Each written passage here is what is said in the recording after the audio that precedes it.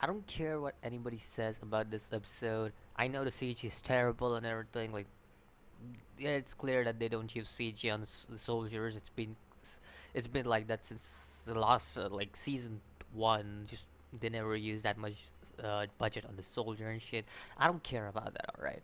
I don't care what anybody says about this episode. For me, this episode has to be a top-notch episode, and I know I'm gonna get a lot of backlash because I said this, because I know a lot of people are disappointed by this episode, by some of the like the stuff that happened, like the CG and stuff that was in this episode. Plus, there was no Eins and shit. Like, I know people are disappointed with that, and I don't care about that. I'm just gonna give my opinion out, and very honest here in my opinion here. I love this episode straight up, and let's get into why personally I like this very much. And I considerably, I wouldn't say this is the best episode in all of Overlord, but it's definitely up there with some of the best episodes I have seen in Overlord. And one of the reasons for that is just to see something that's doesn't depend on Ainz, because you see Ainz is kind of being the face of Overlord. Like, every time Ainz gets into some kind of like a place gets into some kind of trouble, someone gets into some kind of trouble.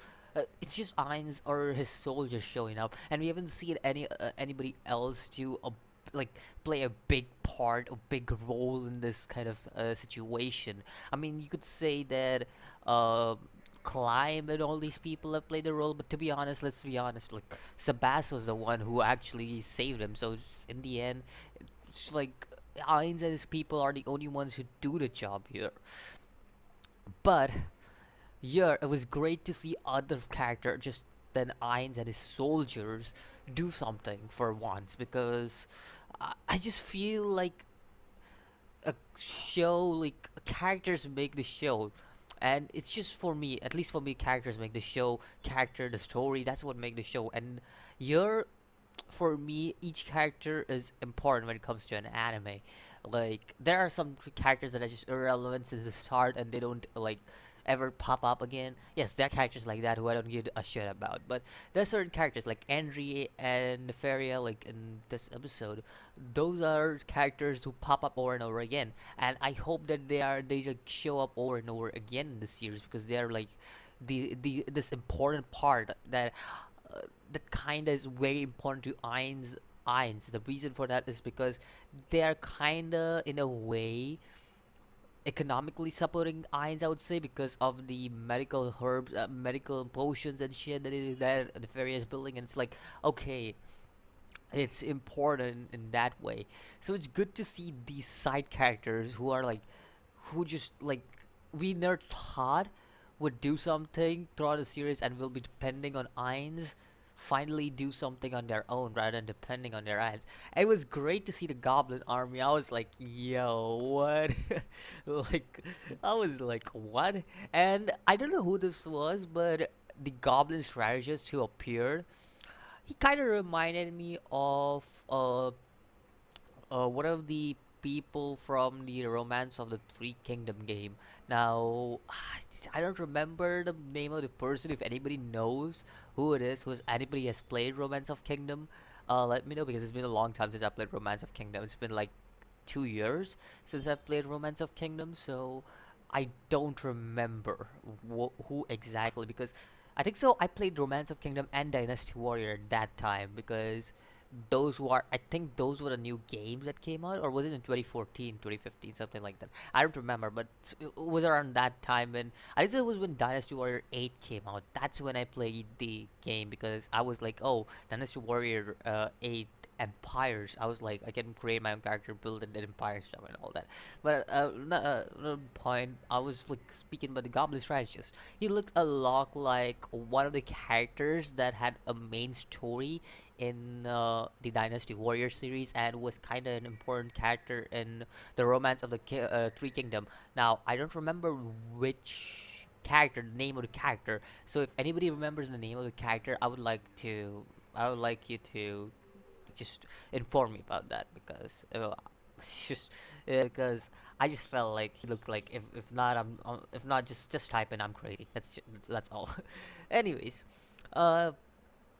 uh, let's also speak about something that Ainz was surprised about. Normally, Ainz is not surprised about many things. Like, let's be honest here. Do we see Ainz getting surprised with a lot of things? The only thing he's surprised is by what his members, like his council, says. It's basically what he's surprised at most of the times. But otherwise, we have never seen Ainz be like, oh.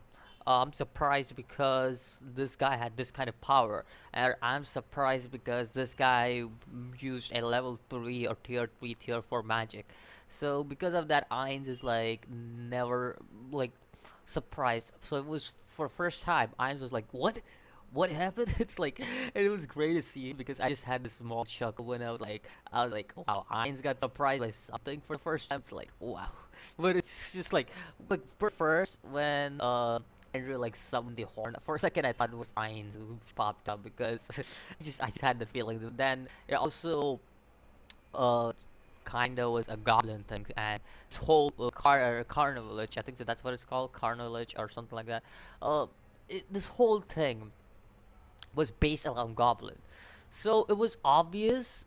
Like it was set up since the start to this because first of all, in a way, the Goblin Henry has a commander.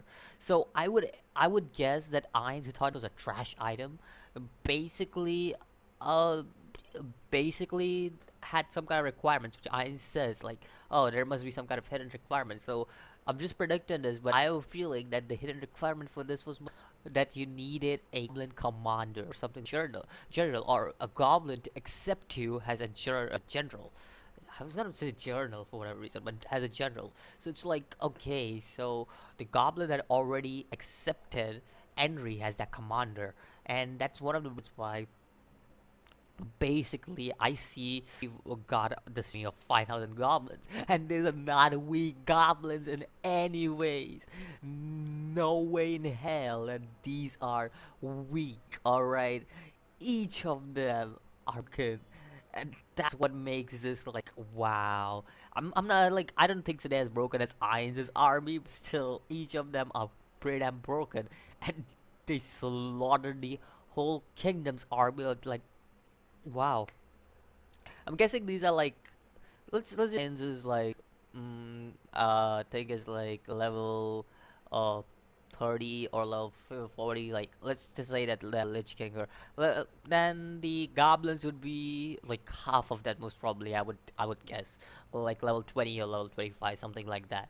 I would just guess that that would be the case, but still that's a pretty strong village now, and I have a feeling that it may turn out to be a country. So yeah, so yeah, let me know what you think about this episode of Overlord next week. I hope we get see the massacre that we have been waiting for. We get to see Ain's action that we have been waiting for. For me, this episode was top notch. I know the CG bad. It's been like that. I don't care about CG because Overlord CG is kind of cheap and it's just like unnecessary because they but they could have just animated it in my opinion. It's just my opinion. But again, it's mad how was CG, but it's a disappointed when I see CG by Madhouse of all people. I just kind of feel disappointed when I see that. So yeah, it's just disappoints me sometimes when I see CG by Madhouse, especially when you have great series. You may not have One Punch Man right now, but you made the season one, you made Death Note and stuff. Like I'm kind of disappointed with the CG and stuff, having that. But anyways, that's all review of Orlot Season 3, and I'll see you next video. As always, peace.